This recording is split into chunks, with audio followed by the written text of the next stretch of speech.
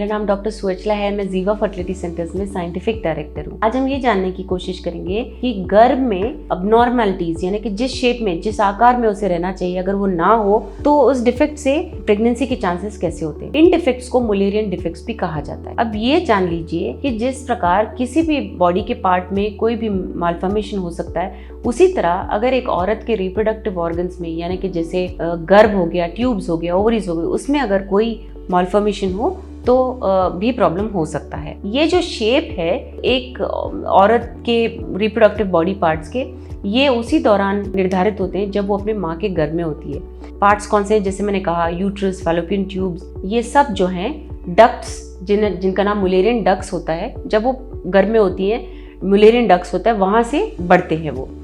Normal development के दौरान ये डक्ट्स पास में आते हैं और जब ये पास आते हैं तो एक सिंगल यूट्रस, एक छोटे ओपनिंग के साथ 2 ट्यूब्स फॉर्म होते हैं। कभी कभी ये यूट्रस और ट्यूब्स वो आकार में नहीं फॉर्म होते जिनमें उन्हें होना चाहिए और इन मालफॉर्मेशंस को मुलेरियन अबनॉर्मलिटीज, एनॉमलीज या डिफेक्ट्स कहा जाता है। ये मुलेरियन एनॉमलीज या अबनॉर्मलिटीज प्रेगनेंसी में बाधा डाल सकते हैं। तो कितने टाइप के मुलेरियन एनॉमलीज या डिसऑर्डर्स हैं देखते हैं। सबसे कॉमन मुलेरियन एनॉमली है मुलेरियन एजेनेसिस।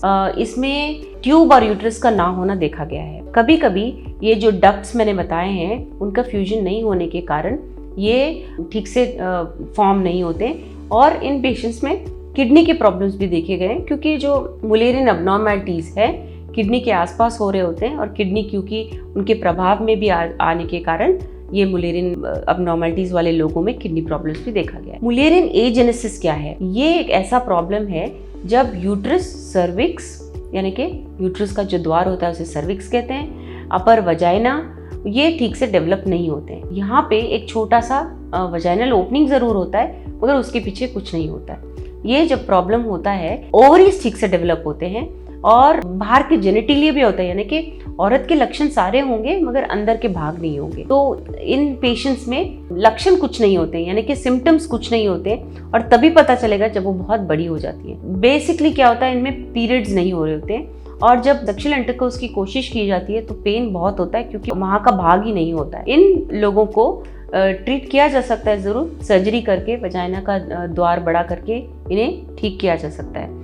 और इन पेशेंट्स में गुड न्यूज़ ये है कि वो प्रेग्नेंट भी हो सकते हैं क्योंकि उनके ओवरीज होते हैं, ओवरीज में अंडे होते हैं, तो ये अपने अंडों के साथ प्रेगनेंसी ट्राई कर सकते हैं। बट इनके लिए ट्रीटमेंट ऑप्शन केवल IVF ही है और सरोगेसी के द्वारा, यानी कि किसी और के गर्भ में अगर इनके एम्ब्रियोज डाले जाएंगे तो इनमें प्रेगनेंसी के चांसेस होते हैं। तो ये जो मुलेरियन डक्ट मैंने फ्यूजन डिसऑर्डर्स बताए वो किस तरह के होते हैं? एक तो होता है कंप्लीट डुप्लीकेशन ऑफ यूट्रस, यानी कि 2 भाग हो जाते हैं। इसमें 2 यूट्रस होते हैं, 2 सर्विक्स यानी कि द्वार होते हैं, 2 वजाइना होते हैं। ये प्रॉब्लम काफी कॉम्प्लिकेटेड है। एक होता है बाइकॉर्नुएट यूट्रस जिसमें 2 यूट्राई जरूर होते हैं बट एक कॉमन मुखद्वार और वजाइना होता है। इसमें पीरियड्स बहुत पेनफुल होते हैं। अगर सर्विक्स से खून बाहर नहीं आ पाता है क्योंकि 2 यूट्रस हैं और एक सिंगल सर्विक्स से उससे खून बाहर ठीक से नहीं आ सकता है तो अवश्य पेन बहुत ज़्यादा हो सकता है। लेकिन गुड न्यूज़ ये है कि ये सर्जरी के द्वारा ठीक किया जा सकता है। नेक्स्ट है एक्सेप्टेड यूट्रस। इसमें होता ऐसा है कि एक फाइबरस टिश्यू, यानी कि